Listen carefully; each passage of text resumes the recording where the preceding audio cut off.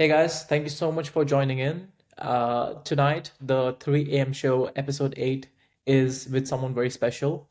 Tonight, I'm joined by Junior Ogunyemi. Is that how I pronounce your name? That's correct. Yeah, well done. Thank you very much.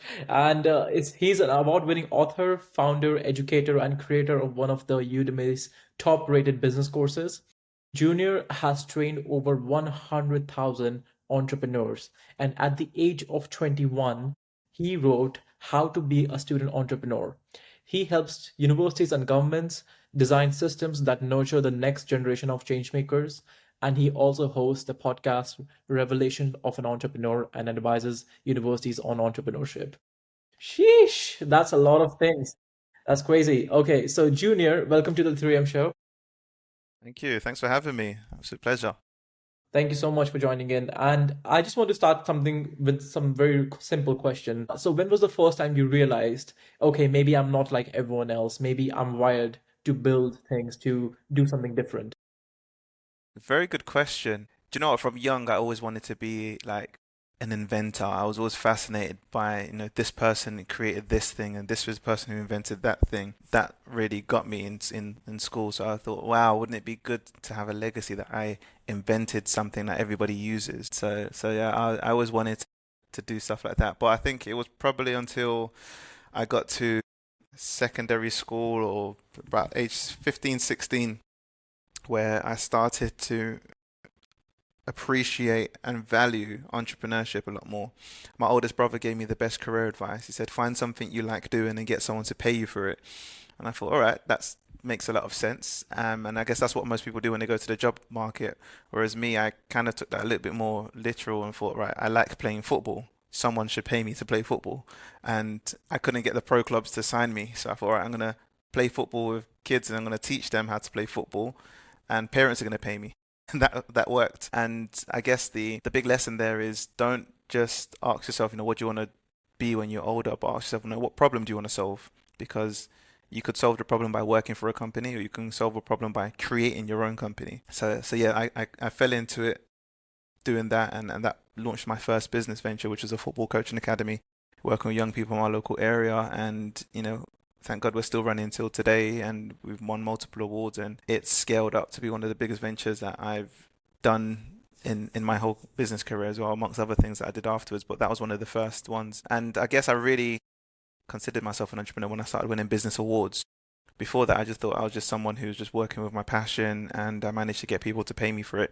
I never considered myself an entrepreneur. I didn't really know what it was, and then I started winning entrepreneur awards and this awards and that awards, and I thought, okay, maybe I'm officially a business person now because I'm being voted as a business person of the year, so I should start calling myself an entrepreneur.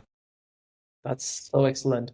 And Junior, I've heard and spoken to many entrepreneurs, and they are always like, your first business always fails.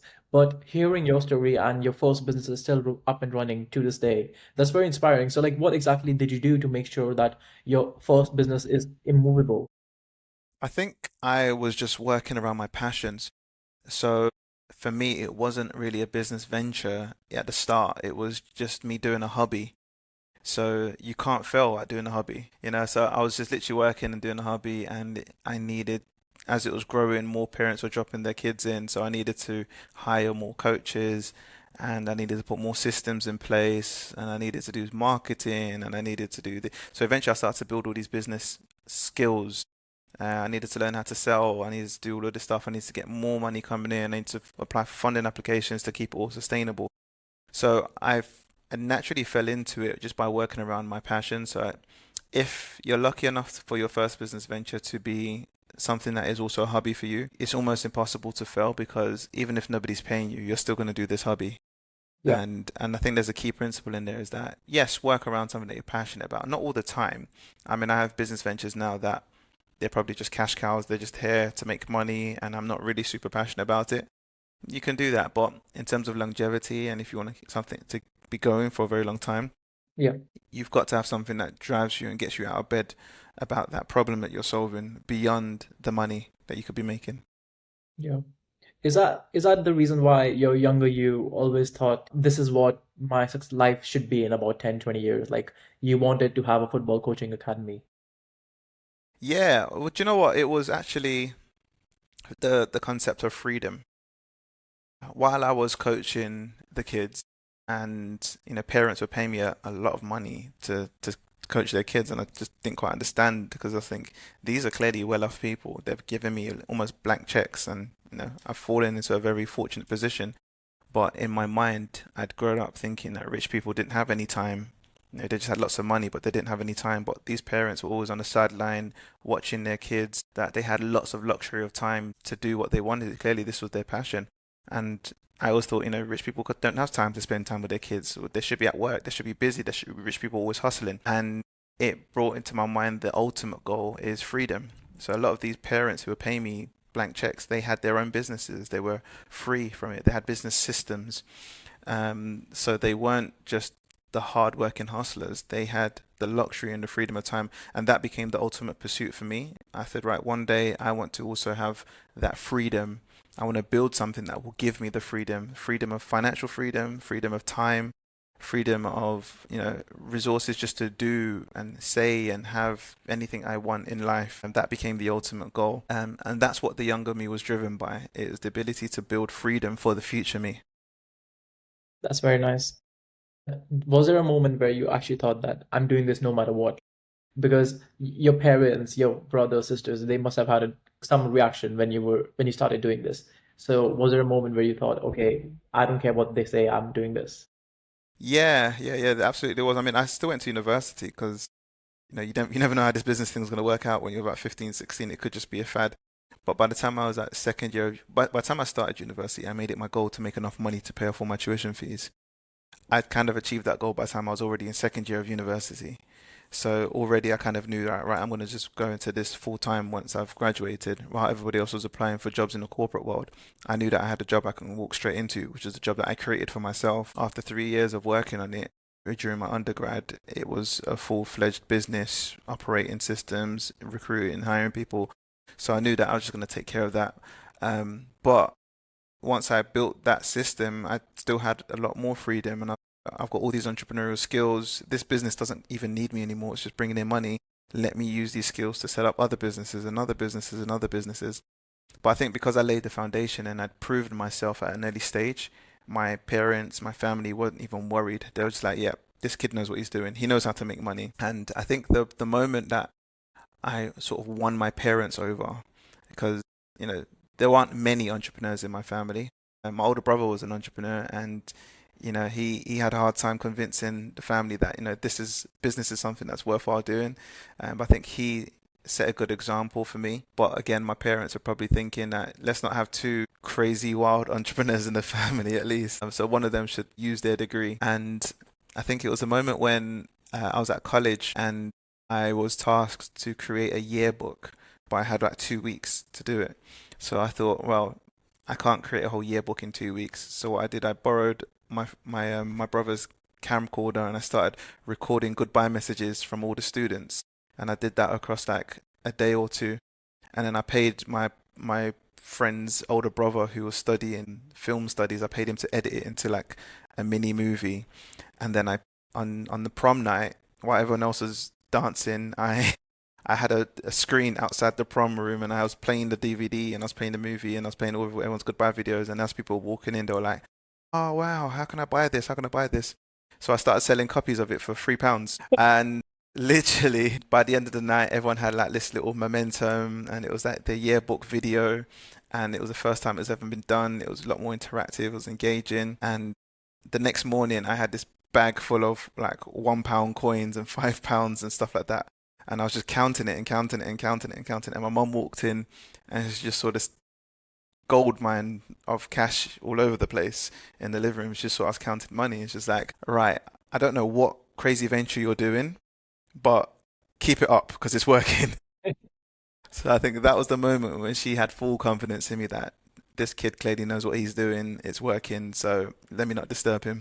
That's excellent. That is so inspiring. From a young age, you started making so much money, and this is the type of risk which we all aspire to have when we're so young. So, is this a mindset thing you have always had, like a stoic mindset that yeah, like I don't think anyone's like me, but that's what separates me from other people. Was this a mindset thing. Yeah, yeah. I mean, I'm a very logical thinker, more logical than emotional, as many people tell me. I see things from a quite matter-of-fact view. So, for example, if the average person has an average salary and an average job and they do the average things to get that, if I want something exceptional, I can't do the average. So I need to, if everybody's heading to the left and they're all getting the same outcome, maybe I should try heading to the right. So it's that kind of thinking that for me it was almost like a no-brainer. I saw what the average salary was, and I saw people who were making more than the average salary, so I knew it was possible. I was going to seminars and I was meeting people who were doing public speaking on stage, and they were making more money in that 1 hour talk than some people would make all month. So I'm like, well, why don't I just do what he's doing and do public speaking? You know, and as long as I had an example of at least one person who could do it, for me, logic implied that I could also do that. There was nothing about that person that I could see that was different from what I could potentially learn and who I could potentially be. So yeah, it's I always had big ambitions, and I just think I never had the fear to not try. I mean, I do a lot of stuff in the property world now, and I remember walking past buildings, and I was just thinking, this giant building here, somebody actually owns it. Like there's somebody who is the owner of this building as an asset. They can sell it, and they can, every year it's just growing. Wouldn't it make sense to one day become the owner of a whole building? Yeah, it's possible. How do I do that? The hard work then starts to begin, but I was never afraid of hard work. I actually quite relish and love hard work. So I think it's a combination of just being someone who likes to actively work. I think since the age of about 16, I've worked 7 days a week. Like, no, there are no such thing as weekends for me. And I don't say that to brag, but it's just how things happened because lot of the football work I was doing at an early stage was on weekends. And any other work I did of business ventures was always on weekdays. So it was just natural for me to work 7 days a week. And I love hard work. So a combination of loving hard work and just looking at things not from a pessimistic perspective, but a realistic perspective that there is somebody else who's done this. So realistically, you could also do this. Just don't follow the crowd. If the crowd have gone on one direction and they've got one result, clearly follow the minority of people who've got the other result that you actually want, and just copy what they did. So there was a lot of role modeling to see how to think like an entrepreneur. I read the books that entrepreneurs will read. I changed my lifestyle to the same lifestyle that other entrepreneurs will do. I woke up at the times that entrepreneurs did. I managed my money how successful entrepreneurs did, and I ended up getting the same results. That's so inspiring because, Junior, I think one thing which all people who are thinking about being one of the next greats, being one of the next Elon Musk or Jeff Bezos of the world, they all think that they are someone special, but they're not actually. They're Uh-huh. just like us. We don't have to put human beings on a pedestal. Yeah. They're just like us. And that's a very good point that, you had built your habits around the way you saw other successful entrepreneurs, and then you became one, which is very Mm. inspiring. And also, I feel like you have a lot of resilience because to get to this level at such a young age, to write a book at the age of 21, this shows you had a lot of resilience since a young age. And I think that's a word which goes around online a lot as well. But you've seen it up close, you've seen students, founders, universities. And like, can you just share a story of where you really saw someone transform because of that resilience, apart from you? Yeah, gosh, there's so many people that I could think of. I mean, I won't say any names because without their permission, but I know people who've gone through adversities in the sense of, they saw so much social injustice and that prompted them to become a lawyer to change the legal system. I've worked with people and entrepreneurs who spent their whole life caring for a loved one who had a particular sickness and illness, and that prompted them to do wonders in the medical field and invent technology that would help other families who are suffering from that thing. It's always, I think resilience is the ability to bounce back, all right? But sometimes you're actually in an advantage because of the things that have held you back. Because if you cannot be the one to overcome that, you have a different perspective to help everybody else who's also suffering from that particular thing. If you've found the magic formula to overcome depression, you can teach so many other people who are struggling through that. If you found the magic formula to reduce weight loss and to improve in in your health and diet, you can help so many other people. I think you've got a different level of experience, which becomes your competitive advantage. If you've grown up in lots of poverty and you've managed to find your way out, you have created, knowingly or unknowingly, a blueprint to help other people chart that same pathway.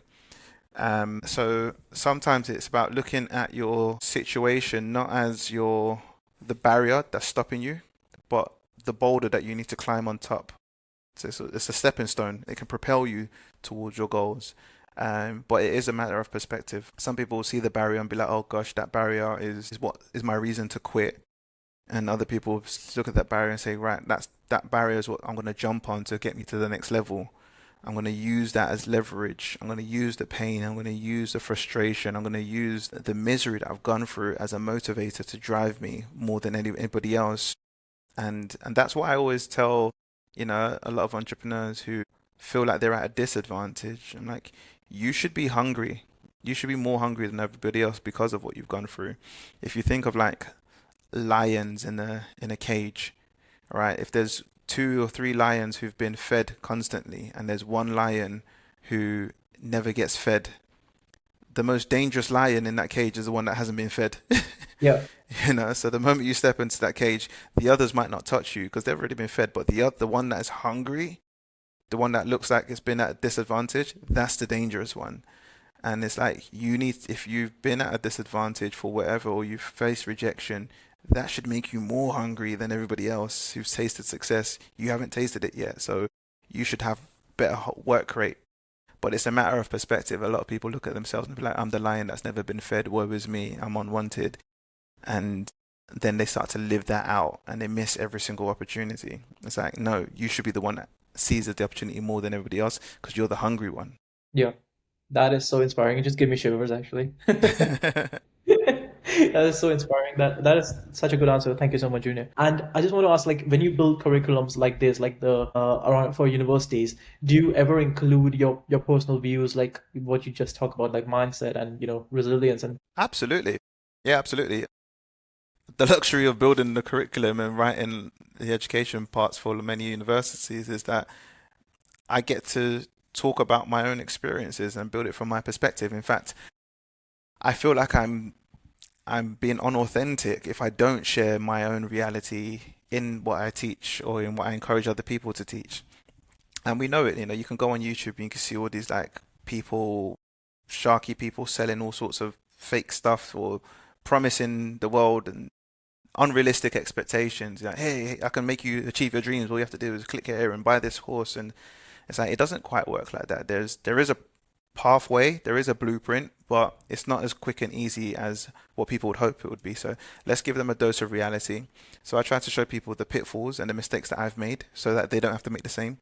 And I also try to show them the fast tracks that I've used so that they can also accelerate themselves. If there's any benefit to me making loads of mistakes or at least going ahead of somebody else, is that they can learn the path. You don't have to make the same mistakes as I made, so learn from my experience. So I talk a lot about mindset because let's face it, a lot of the barriers for many entrepreneurs, it's not a mindset thing, it's a skill set thing. It's not a skill set thing, it could be a mindset thing. So you do need both. There's no point in me teaching you all the sales techniques if you just haven't got the confidence to go and make the sales calls. So I need to teach you how to be confident, how to handle rejection, but then I also need to teach you the script and what to say and how to handle the rejection. So you need the skill set, but you also need the mindset. absolutely. And the great point you mentioned was about the mistake. The stupid people never learn from their mistakes. Smart people learn from their own mistakes, and wise people learn from others' mistakes. So, That's 100. it. Yeah. So also when you build your first Udemy course, was that some similar creation process going on when you're building a Udemy course and a education curriculum for universities, like the idea, content, and the launch? Like, how do you go from those processes to put out something successful for other students?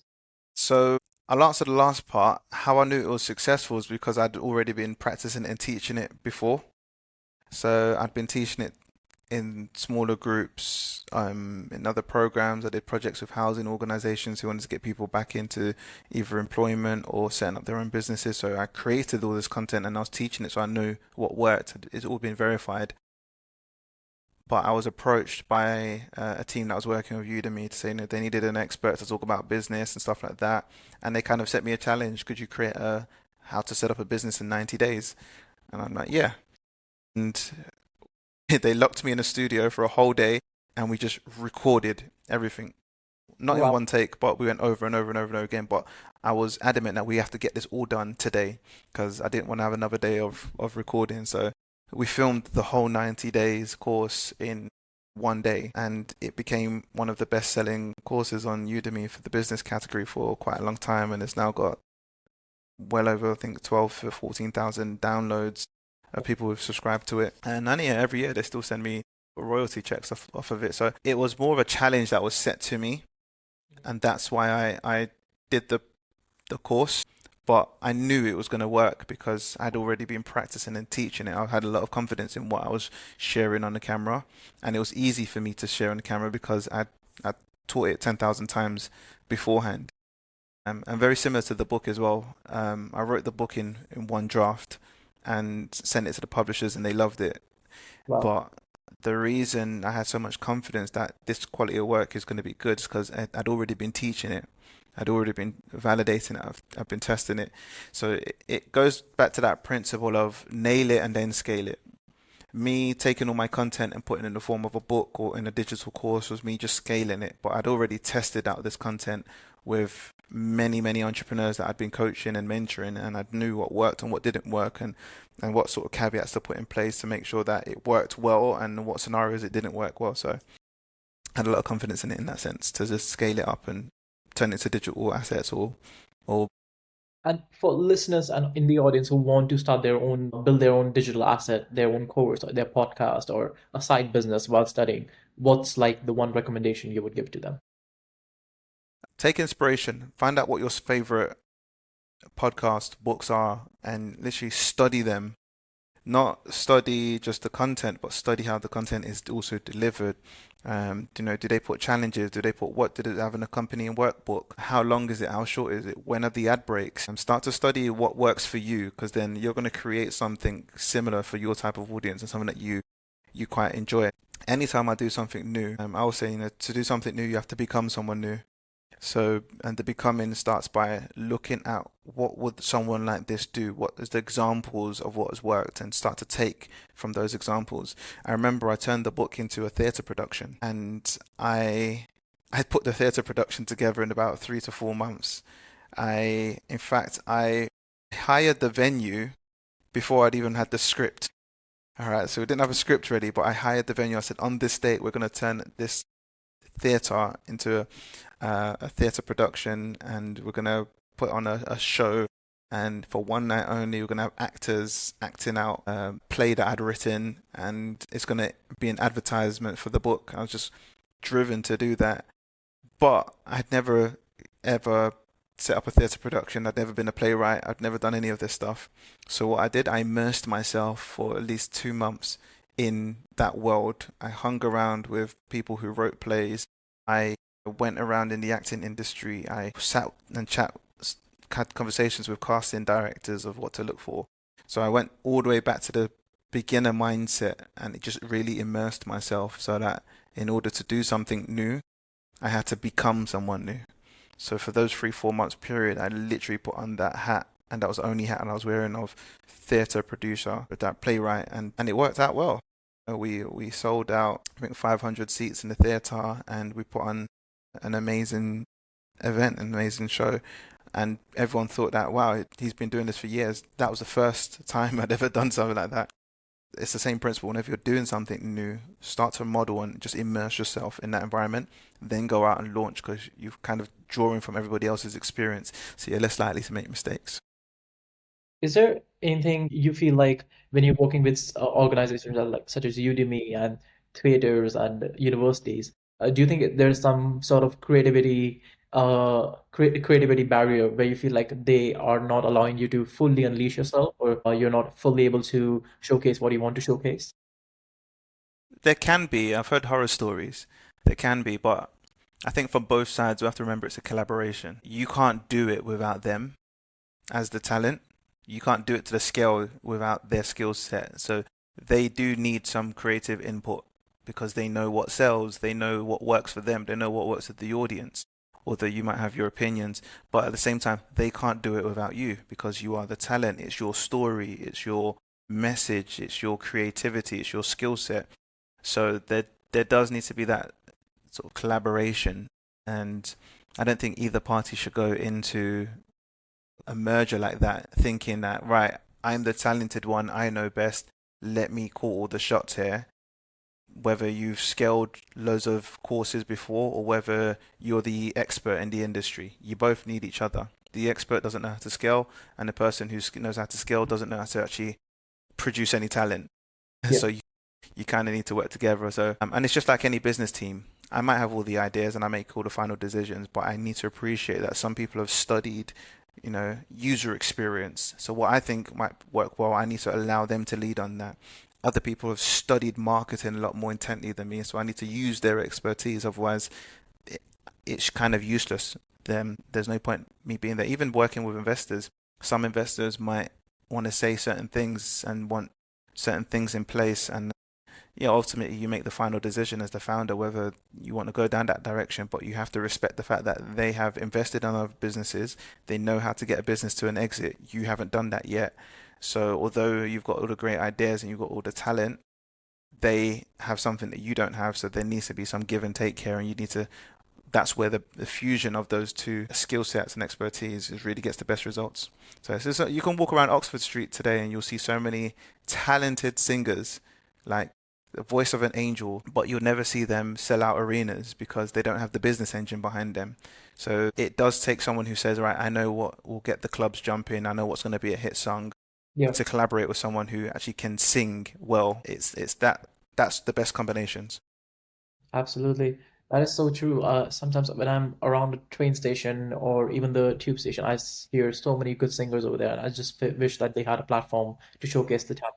So 100% the platform and working together is extremely important. Is that something your mentor or your life coach ever taught you? Like, do you have any life coaches or do you have any mentors? Yeah, I think especially earlier on in my business career, it was a lot easier to get mentors. When you're like 18, 19, and you say, hey, I've got a business idea, would you mentor me? When you're in your 30s and you say, I've got a business idea, would you mentor me? Nobody's quite interested. So Yeah. my advice to young people is milk it while you're young. Get as much advice as you can, get as much great people around you as you can. I I still do have people who I put on my advisory board for different areas of my life. So I have people who I go to who might advise me in relationships or in business or in health, and I have mentors in different areas or even in like, spirituality and my faith, just so I can keep growing and developing in different areas. So absolutely, but I also spend a lot more time mentoring other people, particularly in business, because it's probably one of the things that I've Yeah. been very successful at. Yeah, that's pretty good. And would you say that when you're mentoring other students, other people, there's a certain mindset difference between those who are going to make it and those who you don't are probably going to take a lot more while? Because I feel like everyone eventually makes it, if they're throwing enough shit to the wall, they're going to stick something eventually. But do you think there's a mindset difference over there? Yeah, I think the biggest mindset difference is well, two things. The ones who are going to make it, they have a lot of confidence and they're also teachable. To the delusional level, you would say.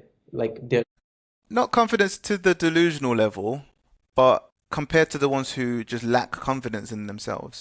yeah. I can I can think that you're great at something, but it's absolutely useless if you don't even think you're great. Yeah, So you absolutely. need to at least think you're great. You don't need to Yeah, be delusional, but you need to at least think you're great. Or a lot of people they think too lowly of themselves. I'm like, no, you're actually quite good at this. You're actually quite talented.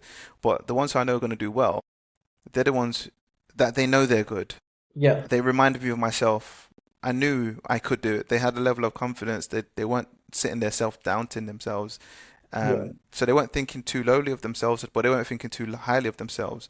They had a sober perspective that, well, that person's done that, but give me 2 or 3 months, I can also do the exact same thing.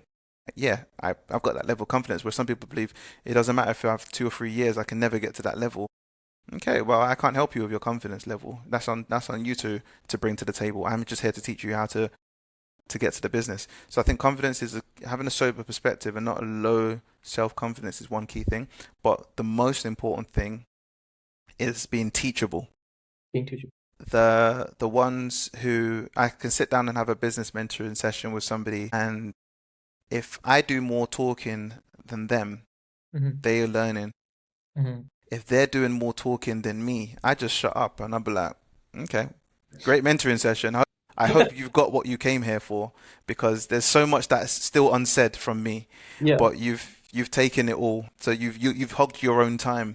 It's just like shh, just take. Just let me to keep pouring into you, and then you can talk about it afterwards. So, and it just shows you the spirit of like who's very teachable and who's not. The ones who are teachable, even if they've achieved a great level of success, they know that there's still more to learn. And I'm still hungry to learn. I'm not going to get carried away. And I've seen loads of people who've had great success and they got carried away too early and they thought nobody can teach me anything because I'm the first person to ever have done this and I've done something amazing.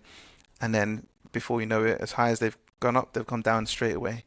And it's just like, yeah, I would have warned you about that part, but you wasn't teachable yet. So I think having a teachable spirit, it just means that you you'll always be a learner. So you'll never get left behind. Yeah. You'll always have people pouring into you, and that's a dream for a mentor. A mentor doesn't want any money in return. A mentor just wants to know that the mistakes that I've gone through, you're Yeah. not going to go through the same thing. But if you're not teachable, you're probably going to have to learn the hard way. And it's each to their own. According to the mentor, we've done our job. We've just poured into you, and that's it. Is there a way students can approach you as a mentor? Is there a way, like people like you, hardworking people who have made it so early in their lives, do you think that there's a way to find these people, network with them and approach them? Apart from like obviously cold DMing them on LinkedIn, sometimes they don't see the message, but is there another way? Yeah, yeah, absolutely. There is a. I mean, I'm quite accessible, but I think sometimes just enjoying and taking part in other people's content, and so reading people's books and engaging with them, then that it shows that you've done your background research. Yeah. It shows that you are, you're there for them. You're not just there to take. So, someone's already read my book or gone on my course and then they message me. I'm like, yeah, I'm more likely to probably work with you. Or I've attended one of your seminars. It was great. Can I work with you further? It shows that you're kind of already in this habit of investing in yourself. And So yeah, it's worthwhile. it's good. But when you were writing your first book on how to be a student entrepreneur, was hmm this a real message you were trying to convey back then? That everything you just said about mindset, resilience, finding a mentor, finding a life coach, everything you just said, is there a deeper message behind your book which you were trying to convey? I just wanted young people to believe in themselves. So I wanted to show my story and show the story of other people, and I want to give them a framework. So the book is actually separated into three parts. The first part is talking about the mindset. This is the mindset that you need to have, and this is the mindset you need to start to drop because a lot of people have this wrong mindset, and this is the mindset you should adopt. And then it's giving them the framework and the skill sets to go and do it. And then the last part is just a bunch of resources that makes it just ready to start. So there's almost no excuse to take action. So that was my main objective. I thought if I can get this into the hands of as many young people as possible, they'll start to not only have the mindset, but also they'll have the skill set, and then they'll have the no excuses guide to just take action because I've literally given my black book of resources and contacts that you can then just approach straight away. And do you think this comes back to you someone one way or the other? Like, you put out so much free resources for the people. You're coming to podcasts, you're doing all these. Yeah, yeah, absolutely. Uh, I've had people who've messaged me on social media and be like, I'm set up my business because of you, and you came to one of your talks 5 years ago, and I still remember what you said, and this is beautiful. I feel like I've now lived a life of purpose, but I've done this so young. So it always comes back to me in some way or another, and then people who've created opportunities for me that I didn't even know, and they're speaking about me positively in rooms that I wasn't even there, and I just believe that me living out my purpose and helping other people, even if I didn't get it back in the form of monetary value, that was what I was here for. It wasn't to make the money, it was to help you Yeah. serve. Yeah. Is that something your parents always taught you, help other people? Or someone in your life always embedded those values? Yeah. Yeah, they did. I mean, I grew up in like a Christian household, and I think one of the core principles there is service, you know, Right. Yeah. to serve other people. Yeah. And I think that always just rubs off on you. It's like it's not to be self-seeking, it's to help other people. And what do you do in business? You serve. Every single business serves the clients, and the ones who serve the clients the best gets most money. So I think money is just a byproduct of you living out that core value of service. So in a way, it was something that my parents exemplified and they taught, but it was also just self-evident. Everybody that you liked, they served you in some kind of way, and the ones who served you the best, you spend more time and you spend more money with them. So why would you not practice the same principle of serving other people? And you should clearly expect the same rewards. So beautiful. Thank you so much, Junior. Is there a best piece of advice you can share with our audience today? Yeah, the best piece of advice I always share is in order to do something new, you have to become someone new. So, us as human beings, we have this amazing superpower called the ability to change. In a second, we can change our minds, we can change our behavior patterns, we can change our habits, even. But you have to make a decision that I no longer want to live this lifestyle, I want to live this lifestyle.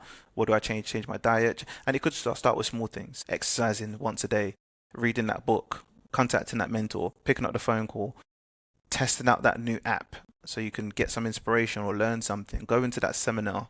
You have the ability to change your diet, not just your physical diet, but also your mental diet. And over time, this will reap fruits. But you're not going to become that future version of yourself if you don't make the change today. So think about what change needs to be made and go for it. How do you think that, how long does it take to make a certain change in anybody's lives? Do you think it takes about 21 days or like 6 months or 10 years? I mean, they normally say about 66 days, but I think more important than how long it takes is it's how intense you are going in. So there's two things. It's the direction, whether you're going to a positive or negative direction of change. Or three things: the direction, the frequency, and the intensity. So you can pick any habit, reading a book. So reading a book, positive books is helping me into positive direction. Now I can read that book like for a whole hour, but if I do an hour once every 3 months, I'm not gonna make. It's gonna take me a long time to get there because the intensity is good, but the frequency is too sparse. But if I'm doing an hour and I'm doing it every day, that's high intensity, positive direction, and also high frequency. So I'm more likely going to see change in a short space of time. So it's that direction, intensity, and frequency. And that comes with any habit you're trying to change and anything you're doing. Just think direction, intensity, and frequency. So someone could say, "Oh yeah, but I've stopped smoking and or I've cut down on the number of times I'm smoking." That's a positive. Well done. But you're still, when you do smoke, you're probably doing it to a level that's so intense. So Yeah. it's still setting you back. Or I've started running, but I run 5 minutes, but I do it every week.